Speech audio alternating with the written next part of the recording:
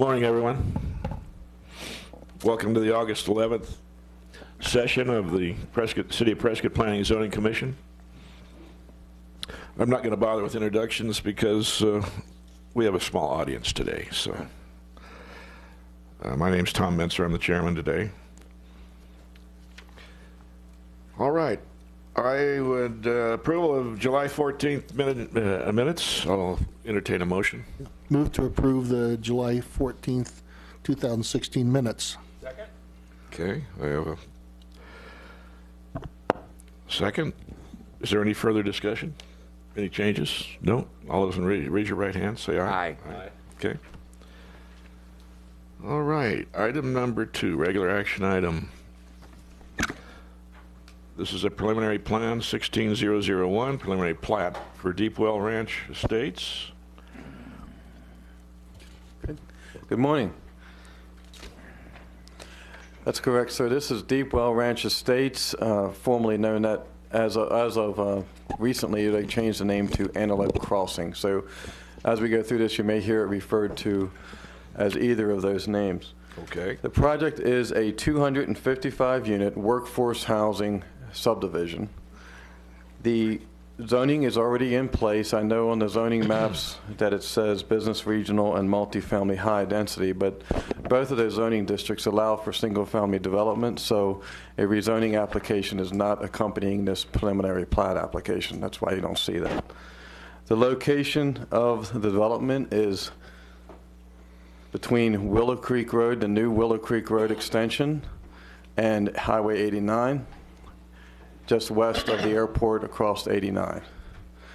So as you can see, that is the boundary of the entire Antelope Crossing subdivision.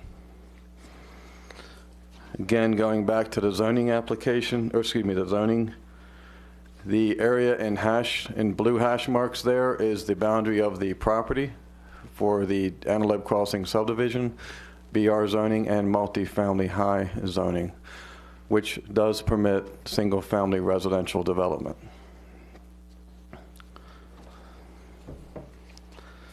As you can see, it's quite dense, but not to the highest density it could be at 32 units to the acre. The applicant is proposing for the street section, just to give you an idea, of a 28-foot pavement, 44-foot wide right-of-way for the project. There will be front-loaded garages and possibly side-loaded garages. The setbacks proposed are 22 feet for the front-loaded garages. And as you know, that the PAD subdivision process does allow for their own request for individual setbacks, which would be 10 feet in the front, 5 feet in the rear. 10 feet front, 5 feet side, 15 feet rear, and 10 feet for the corner side. 10 feet for a side-loaded garage. They could get as close as 10 feet for the front. The property that we're talking about came into the City of Prescott through 2 annexations, one in March of 2013, in 2013, and one just last year, November of 2015. We were all familiar with that last annexation. It was a long process that was quite public. So the property is within the town limits, zoned correctly for single-family residential development, even though it's zoned both multifamily and business regional. Just to show that, the 2015 general plan has a statement: residential uses in all densities categories are permitted, but subject to the density and buffering standards set out by the underlying zoning district. So in the BR and the multifamily zoning district, they actually share a residential density standard, which would permit the current proposal for Antelope Crossing. It is 255 units, varying in sizes. One request that's different but allow for a PAD subdivision is the applicant is requesting a reduction in the open space. All the adjustments both on roadway width, lot size, reduction in open space is all part of the plan to help make this project qualify as workforce housing to keep the price points down. So normally in a PAD subdivision, the 25% of the property is supposed to be in open space. The applicant will be requesting 17% from the city council in order to keep the density that they need to make the price points work for workforce housing. Other than that, if there's any questions, I'm certainly here. The applicants are I have here. a question, Tom. Sure. Lynn? Yes. Morning, Frank. Yes, sir. Good morning. Frank, I'm, for my own personal opinion, and not to make a decision on this, but what's the threshold for the terminology workforce housing? I mean, Workforce what housing, threshold is a group of people have to have in order to qualify for it? typically 30%, no more than 30% of a family or individual's gross income spent on housing is where the workforce housing definition comes from. It is in our land development code, and it's typically, standard is typically 30% of a individual or family's gross income spent on housing costs. Okay.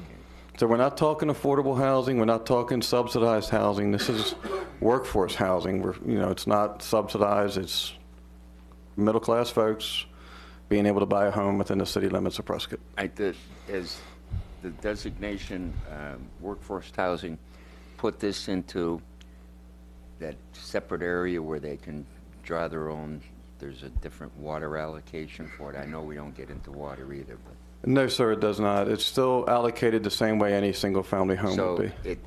It's just the terminology where if somebody said we're going to have high-end housing, it's a subjective term. Correct. Okay, thank you. What was the land use plan that, our master plan that we approved for this area? When was that? 2008 initially. 2008? Yeah. Okay. I know that I know Business Regional at the time seemed like a really good idea for this area because you're right at the end of the runway. As far as single-family housing, I'm not so sure. So now we're going back to single-family housing, which, I don't know, kind of goes against the grain as far as what we were been trying to do with the airport plan, right? Do you know what I can talk to the developer here, but what are we talking about? One-story houses, two-story houses, single-family, patio? There'll be, from what I understand, it's going to be single-story homes, but I believe the developer can address that better than I can. Okay, but single-family. Yes, sir. Two-car garages?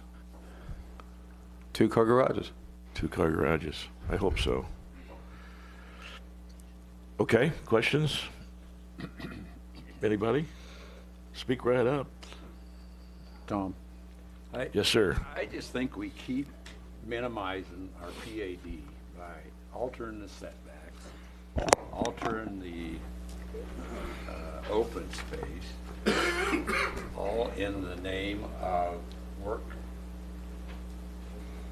workforce housing. And I think that when we looked at it from the general plan standpoint, and then when we zoned it, we were really looking at business regional, not residential. I'm sorry. Can I repeat that? Please. Sure, go ahead. Did you understand what I said, or do I need to Yeah, repeat? we got it. Okay. My concern is that we keep minimizing our land development code. We keep minimizing our PAD, and it's evidenced here by cutting back on the open space. And what happens after the homes get developed and the rental rates or the sale prices keep going up and work their way out of workforce Housing. prices? That's a market force zoning can't control. It is something that happens. I don't know that it will happen, and I can say that it is definitely in the interest of Mr. James and the developers to develop this as workforce housing. They have stated that to the Water Issues Committee, City Council, staff, that their motivation is to keep it as workforce housing. As far as the business regional and the airport goes, If you look at the map on the screen today, you can see that the airport impact zones 2 and 3 overlie the industrial zoning district outside the airport. But airport impact zone 6, which does permit single-family residential development, it doesn't prohibit it at all for the airport. This project is entirely within airport impact zone 6, as is a portion of many other residential communities, such as, what's the name of that one, Tom? Frank, could you point out where Zone 6 is? Sure. It's the outer boundary of the circle here. So all of this in here, all of this around here, everywhere where you see that little number 6. So Walden Ranch is partially within Impact Zone 6. This project's within Impact Zone 6. The development down here, the existing community down here is already in Impact Zone 6. So it's not uncommon to have residential development within Impact Zone 6, even existing today. Okay. I also had a problem with the PAD. They gain about 1 unit an acre by going to 45-foot lots and 44-foot street right-of-ways, as opposed to standard subdivisions, which would be 50 feet right-of-way and standard setbacks. They only gain 1 unit an acre that way, and I can't believe. First of all, that this is not in the spirit of PAD. Okay. I mean, how far are you guys going to push the limits on PAD? Why don't you just eliminate it? I mean, PAD, the original idea was that it would add creativity to the process. There would be more land planning instead of just pure civil engineering. The open space would be contiguous. You could have clustered housing. And what does this do? You got a little piece of open space here and a little piece of open space here and an acre and a half here, and totally out of the spirit of PAD. So what does staff do? They just just shut the book because the word workforce housing comes up? No, sir. I don't know if that's a fair assessment of why we're applying for this today. That's the way it looks. That's the way, maybe the way it looks, but the applicant is proposing a density that is permitted by the underlying zoning. Okay. It is very common in all PADs that at least I've been here for 2 years, which is a very short time, but I haven't yet to see a PAD that didn't propose their own setback requirements. So they're not asking for anything that's, at least in my tenure here, hasn't been asked for. The open space reduction, you're right, that's a big difference. That's huge. That's 8% less than what would be allowed. Mm-hmm. But the intent here is to make the project work for workforce housing, and the applicant is proposing it, and it's. And that would be the only reason to reduce the open space requirement, as far as I'm concerned. Mm-hmm. So, yeah, it's a big issue. We also know that in our general plan and in other documents we have in the city that we have addressed the need for workforce housing. Yeah. So that isn't ignored as well. So workforce housing isn't something that staff is just closing their eyes to. Workforce housing is addressed in the 2015 general plan as a need. It is. It is. I understand. And Thank that's you. why we're considering this. Normally, I'd have a real problem, much more of a problem with it if it wasn't workforce housing. The open space requirement and the setback. When I first looked at it, I just said, it's almost qualifies for just a straight subdivision. You know, the street right away, 44 instead of 50. Other than that, your setbacks would increase a little bit. I mean, if you went, these are 100-foot deep lots. If they had a 20-foot setback in the front, they could still get over a 2,000 square foot house on the thing. And I don't know how big these workforce houses are going to be. So the 10-yard setback, they could live without it if they had to. And so the only difference between this and a regular subdivision, which seems to me it'll be a lot straightforward, would be is the street right away. That's correct too. So I don't know. That's why I'm questioning the PAD thing, because it really didn't look like it was that necessary to me. I don't know. What do you think? Right. Well, back to the general plan, when we talked about developments, we talked about trying to bring forth some of Prescott's history. I know Doran has done that out with the Victorian type homes. There's a particular style that brings in the old community. We also bring out outdoor living, families. This will probably be family oriented with outdoor living, with parks, with activities that you can go out and walk your dog, that type of thing. Open space, it should be contiguous to where you can connect through and utilize the open space, not just meet some particular percentage. I'm not really concerned about percentages. I would say the functionality, the how it can be used, how it benefits the community is more important in terms of the open space.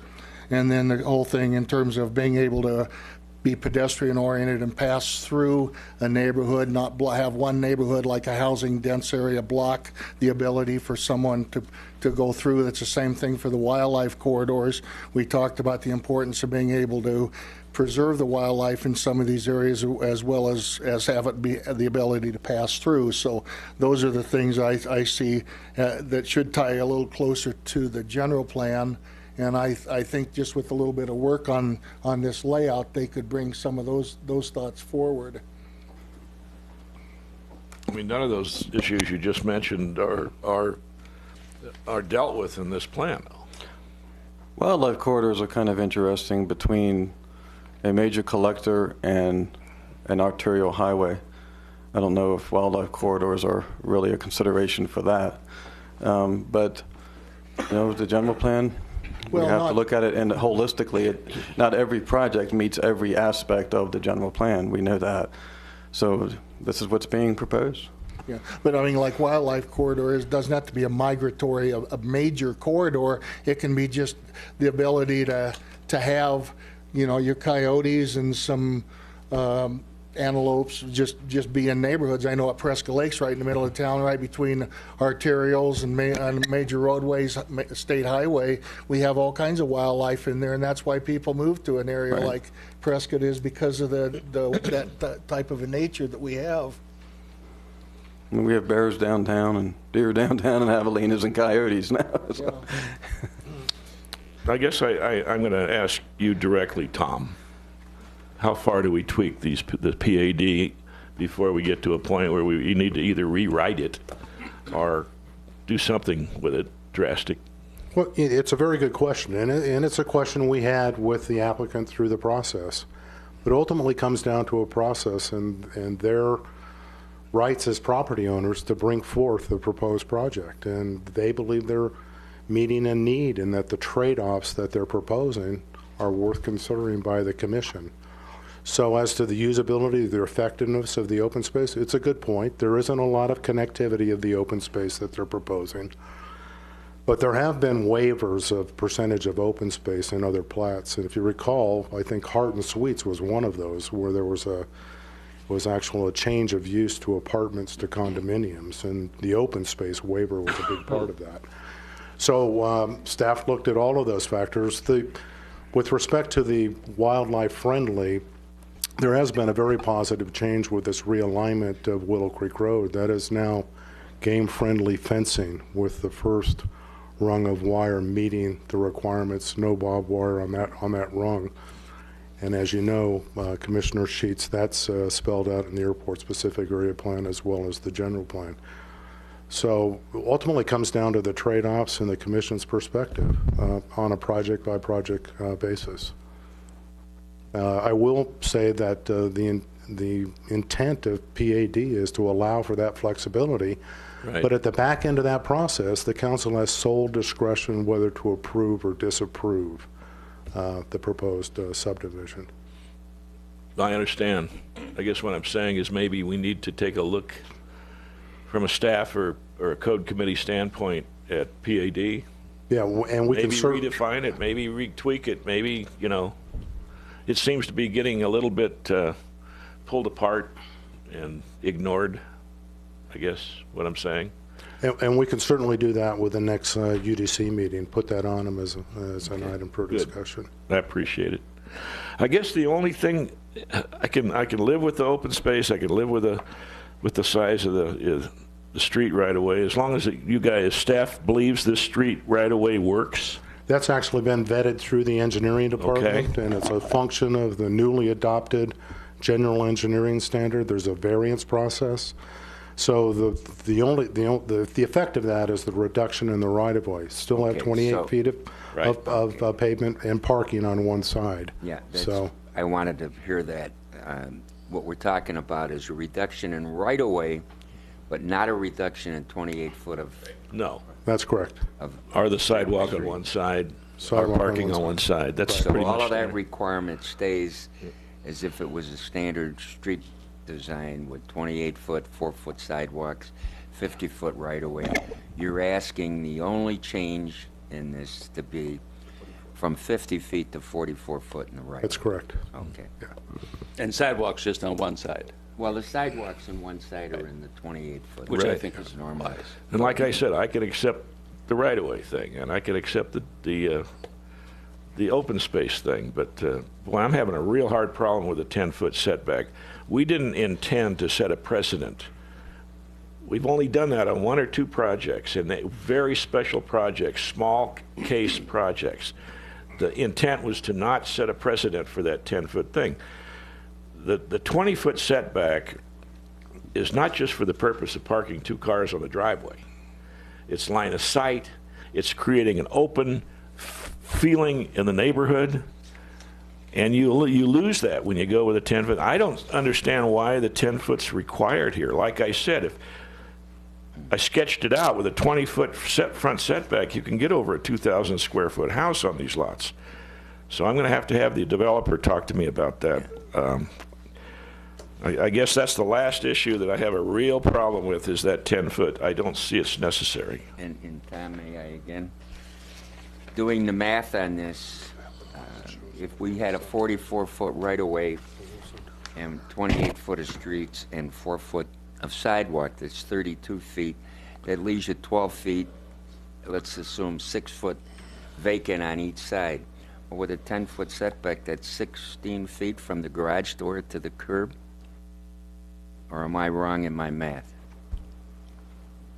Depends on which side of the street. Well, no, they're saying that the garages will be a 22-foot setback from the curb. Okay. The 10-foot is remember that last project we did not too long ago where we allowed the living room or the bedroom to project out within Yes. 10 feet of the property line, but the Right, so the garage still had to be garage- set back? Right. That's what they're doing here. Visualizing this, then the garage would still have 22 Yes. feet. And it could be another wing or L of the Right. house that could be Right. closer. That's what they're Could asking. be That's 10 where they're, feet to the right of way plus Exactly. 6, it would be 16 feet from the pavement. right. Okay. Jerry? I forgot it already, guys. Okay. Yes, sir. Noise has not been mentioned here. Does workforce house residents complain about noise? Everybody complains about noise. The airport impacts area, the airport influence area, any project, whether commercial, residential, within the airport influence area, will have noise and navigation easements. They have to deal with it.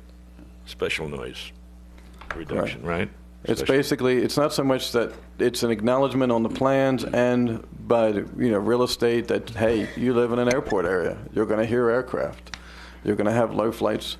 And that's common within the entire airport influence area. George, you have something to say? No more. Okay.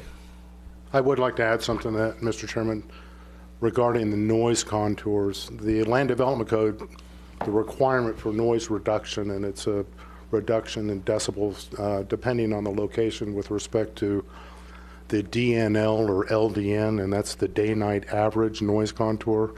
And the 65 DNL or LDN lies almost entirely within the airport proper and does not cross Highway 89 or the old Willow Creek Road alignment. So in this particular situation, there isn't a requirement for a noise reduction as part of the construction. I thought I read somewhere in the report here, it said that they were required to do noise That's a navigation. aggravation. It's a navigation easement. It's a notice. It's an awareness that you Oh, have. just notice. It's a boilerplate noise and navigation easement for any property, commercial, residential within the airport influence area. Not physical changes like triple pane You have glass. to acknowledge it, Okay. No. part of it. Okay. Ken? I like the idea of affordable workforce, less expensive housing in this location. I think it's great. I think the project is a good one for that particular spot. You're going to have a lot of highway noise. If that's fine for the home buyers, that's great. You're going to have aviation noise, and that's fine. I live with that myself. The only concern I have is the degradation of the PAD standards. Beyond that, I think it's a wonderful project, and maybe we can hear from the developers in reference to that, because we have to live, if this gets approved by City Council, we're going to be deluged with a lot of variances to the PAD standard, as we already have been. And I think from a community perspective, we have to be careful how much we deviate from that, and how much we devote our attention to changing that for some cause that can change. So I just as soon hear from the developer at this point as to what they have to say. But my concerns for this project are simply that. Thank you. Okay. Now, you've heard our concerns. Answer them at your will. Okay. Good morning. My name is Vic Chapman. This is Dave Grounds with Dorn Homes. Okay, I need an address, Dick. Either one. So I'm 600 West Gurley Street, Suite 200. Okay. Prescott. Thank you. In a little bit of response to the 10-foot setback that you were Right. just discussing, it is 10 foot from the property line, but there is a 4-foot shoulder. So from a visual standpoint, there's actually 14 foot. Okay. So that helps. Or there's a 4-foot sidewalk on the other side. So. Okay. As far as a PAD, open space, it really purely is a land value. The land is worth a certain amount for certain projects, and as we are not able to improve that particular property and with the value paid, it pushes the cost of, in this particular case, it pushes the cost of the homes up. If we were going with a higher value of homes, we could absorb that in the densities. So from an open space perspective, I think 17% versus 25 on a higher density single family project, we actually felt that was pretty good. We have constraints that we're dealing with as well with the property. We've got the newly aligned Willow Creek Road. We've got, and it was just completed and just opened, and now this project requires an additional lane. So, those costs impact the definition really of the workforce housing and being able to come into that price point. We're looking at. Excuse me, could Sure. you give us an idea of what the price points are Yeah. in workforce? We're trying to keep them within 185,000 to 2.25. They are single-family residents, both single story, and there are some models that will offer a 2-story. We're only able to offer a 15-foot backyard, and everybody kind of deserves a front yard and a backyard and a place to park and all that good stuff. But we feel like that we've worked with staff, engineering, and the planning to get to where we are today. You've very well discussed the right-of-way and the roadway section, realizing you're getting the same pavement. So it's just on paper that we're asking for that concession. And so as you drive through that neighborhood, you're not going to feel for what we're asking for. So we've kind of covered the open space. Really, it drives the cost up. The variance or the request to do the reduced right-of-way, the lot size as well. Asking for that reduction is purely a cost-driven thing with the densities and trying to keep it, getting the most we can out of the property and still producing a very good product and something that we'll all be proud of for years to come. If you have specific questions about the size of the homes and things like that, Mr. Grounds can address those. Okay. Thank you. Homes will start approximately 1,300 livable square feet. And in 1,300 square feet, we can create a 2-bedroom, 2-bath, 2-car garage. Somewhere in that plan, we want a workspace, so they have a place where they can set up their computer and the organization area for the house. It'll allow a nice covered rear patio and a small covered front porch. And then we'll generally have an optional front porch that's much larger, which we promote to have connectivity within the subdivision. So we're promoting people sitting on their front porches and greeting their neighbors. Architecturally, well, and let me stay with square footage for a second. That would be the smaller range. For those folks that have multiple children, they want to have, say, a 4-bedroom home, we can go upstairs where there would be a 2-story plan, and they can have something that goes up to approximately 2,200 to 2,300 square feet. Where downstairs we can have the master and the guest bedroom. They can go upstairs for loft kind of homework areas and bedrooms for the kids. So there's quite a bit of flexibility that we can create for the public and what the demand is asking for. Architecturally, we want to do what we've always done since we've come into Prescott, is celebrate the roots of the town. So craftsman architectural style would be one consideration. One would be ranch. One would be a mountain lodge theme, and we create those with finishes, with batten board, with the types of columns we have, with the gables, the hips, so that as you drive through the community someday, there's diversity, and it doesn't feel like row housing. And we do that with those treatments that I'm mentioning, and the reason why there is that request for the offset on the garage is we don't have the garage dominant on every plan. We can tuck the garages back on certain plans and let the livable area come forward, or the front porch. So that's what you see as you come in, instead of this big, garage door. We can also enhance the garage doors a bit with windows on some elevations and not on others. My goal is to have a tree in every front yard, so as the community matures and you drive through it, it has that charming, nostalgic feel of tree-lined neighborhoods where kids are out walking on the sidewalk, and so it's about diversity, architectural excitement, some color, so it's not you drive through and everything's earth colored and you don't know which home's yours at the end of the evening. It's diversity, and it's something that people can be proud of. Well, thank you. Good job. Thank you. Could I ask David, George, go ahead. like at Prescott Lakes, you put in a park, playground or congregation area, and then you have an outer greenway area that people can connect to and walk all the way around and to where you've got activities. Do you have any vision of any parks or amenities? We do, and one of the goals is when you enter this community, you'll notice on the plat there's basically a park that you'll see as you, if we can pull up the plat for a second. Sure.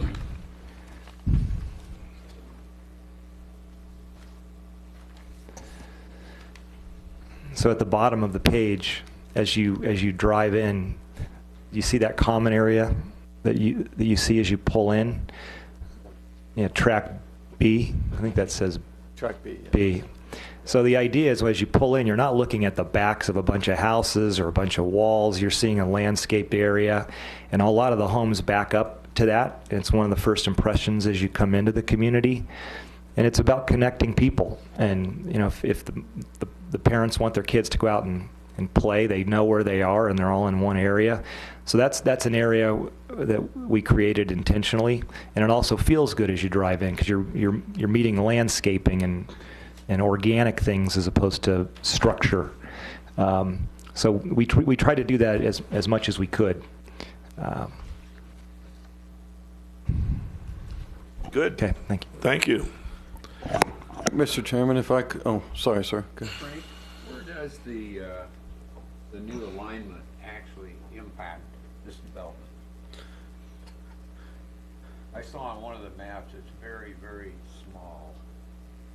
All this to the left here is the new alignment of Willow Creek Road. So the main entrance then is going to be off of the new alignment. Three main entrances right here for each phase. So phase 1, 2, and 3 are on the south side, and then there's an entrance in the middle, and then one to the north, off of the new aligned Willow Creek Road. Mr. Chairman, if I could, something out of the 2015 general plan regarding housing, workforce housing. To put this, I'll flip the page in a moment, but Goal 2, Strategy 2.2, reduce production costs and promote production of workforce housing by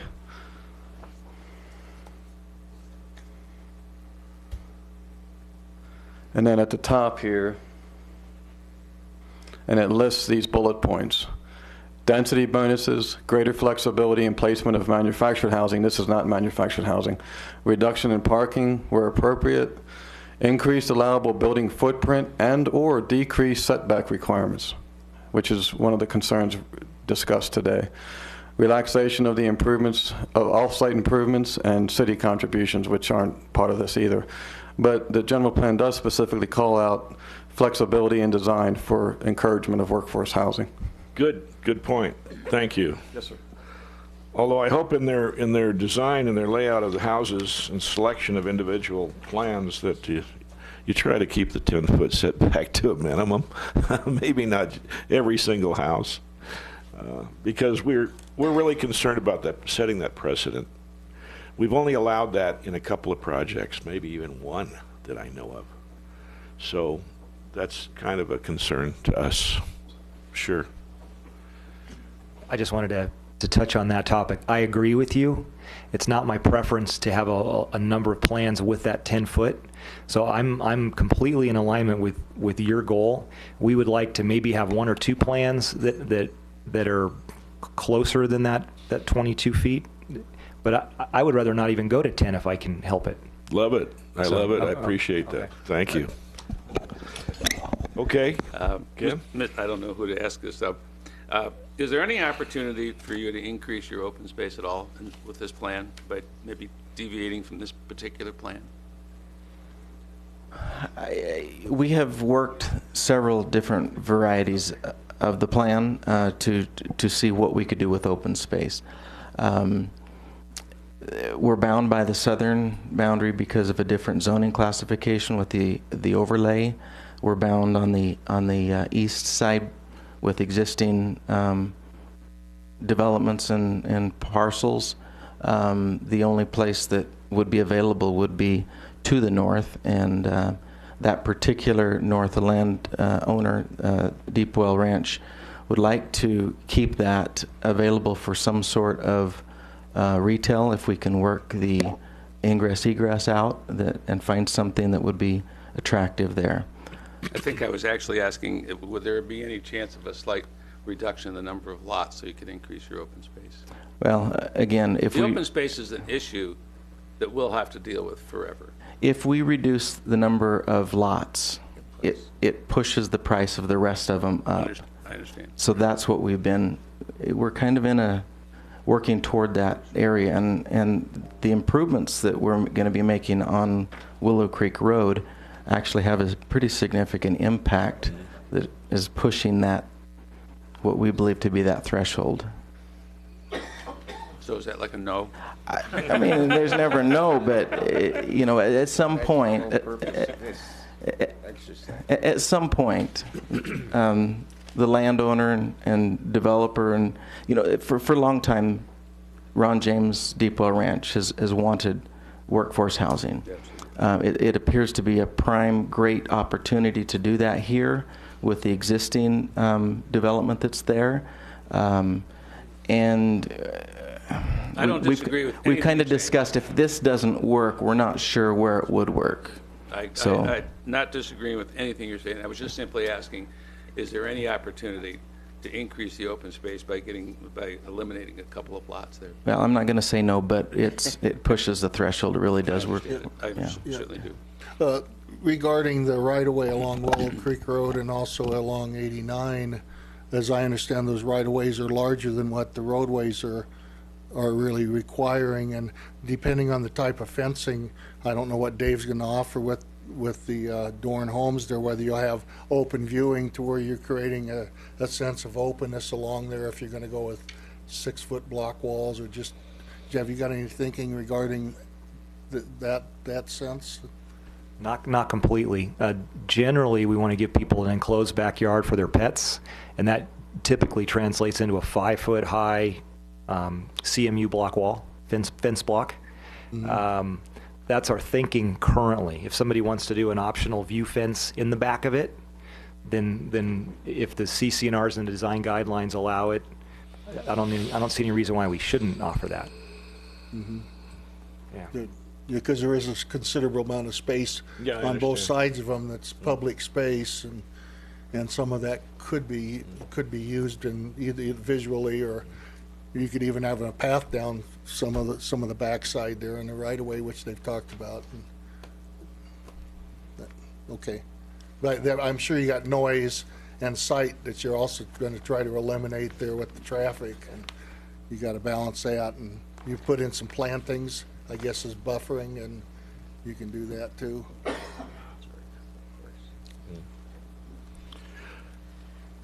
Okay, commissioners, any other questions? If you're ready, Mr. Chairman. Well, I'm going to ask anybody else in the audience like to speak to this project?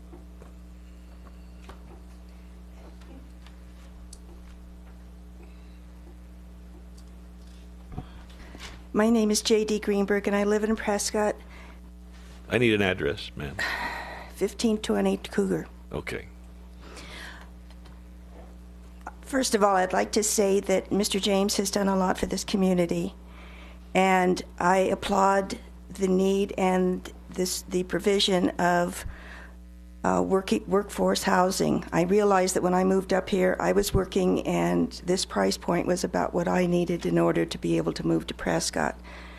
On the other hand, Prescott is an area where people come because of our open space, because of the views, because of the wildlife. And to quote the 2014 General Plan, the conservation of wildlife habitat and wildlife corridors will benefit indigenous wildlife and migratory species impacted by human growth and development. We've already lost our Prescott pronghorn herd. The Prescott Valley herd is going to be endangered with the 4,000 homes that are going in at the base of Glassford Hill. The only hope we have of keeping our pronghorn is to have migratory corridors. They absolutely stop breeding and disappear if they don't have them. The pronghorn aren't the only species that are going to be impacted by this. Yes, the bears, the badgers. There's a whole list of wildlife that will be impacted if we lose our open space.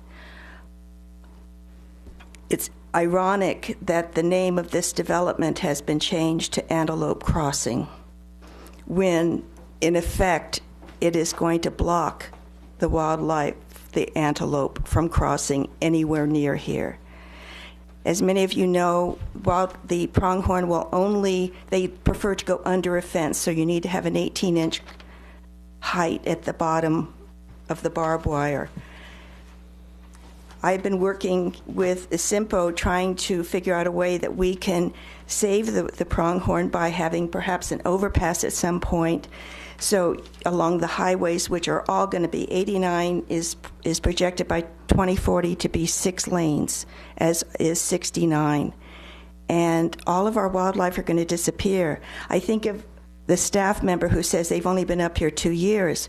Well, you know, when you've only been up here 2 years, and if we keep encroaching on the PAD requirements, people are going to come up here, and it's no longer going to be an issue, because the intent of keeping the requirement for open space is going to have disappeared.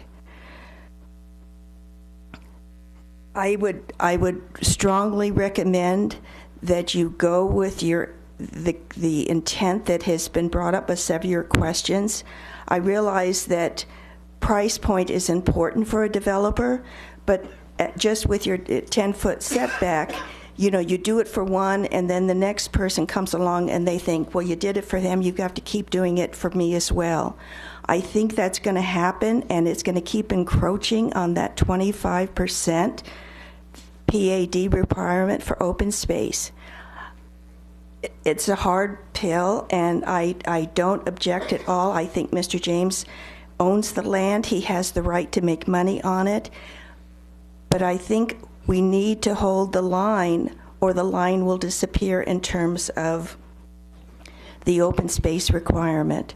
I strongly advise you or request that you would hold all of these developments to the 25% and that they be a meaningful open space requirement. A corridor, perhaps down where they're putting in the park, could be extended and made into it. Trails are very important up here, and I know that George has done a lot of work in that area.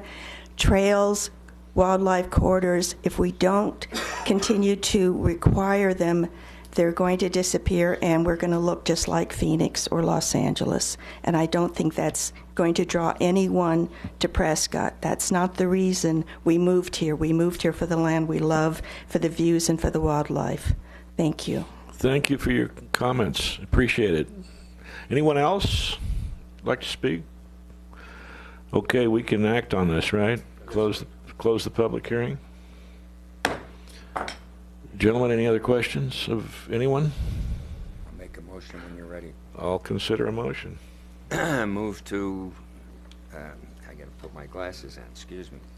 Move to recommend approval of the preliminary plot plan PP 16-001. Second. I have a motion and a second. Any further discussion? Well, I guess I have a question. Is there any possibility that before this moves forward, that they can look at the configuration of the open space to where they can have some more connectivity? I could care less about the percentage. The functionality is really what's important in terms of connectivity and access to the area and for the residents. And is there any possibility that this can be looked at engineering-wise a little bit? In fact, I don't think it'd be very difficult to change it a little bit myself, but that's an He's opinion. already answered that when I asked him the question. Yes, Well, sir. he's talking about percentages, though. I mean, there's 10 different ways that you could redraw that open space and maybe add 10 more houses. I don't know, but I don't think it's impossible to make it more functional. We will look at that. We do have some situations to where the lots are deeper than 100 feet, and in the areas that they're adjacent to an existing open space, we might be able to take a little bit more. We need to look at it. Well, now they're chunks, but you can get a lot more open space by having linear open space, which is used for connectivity, as opposed to just in chunks like this that, for the most part, are just little dead spaces of land. Nobody's really going to have access unless you put a park or something in there. Right, and that is our intent, is in each one of these areas to put a small little playground type in, so. Okay. You And want it's to not a- change to the motion to add that? Well, George? let's talk about it. It's not really our intent to tell them how to design the project. We either say, okay, they're saying here's what we have. We make suggestions, but we either have to approve or deny it, the way they're presenting it. We can't sit here and tell them to redesign it. No, but a lot of times when we raise questions, then there's some considerations put in afterwards at their own. And I'm not wanting to change the motion. I'm just wanting to acknowledge that they can. And they heard you. And they heard me. Yeah. I think that's the point. Yeah. here. It's a not great a perfect project. world. It's Okay. a necessary project, so I like it.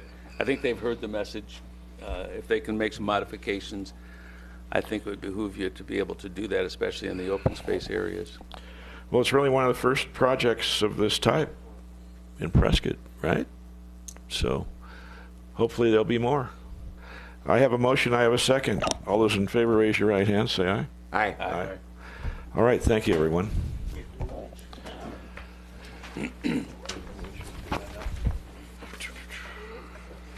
Okay, Frank, anything else? No, sir. We're adjourned. Thank you. Thank you.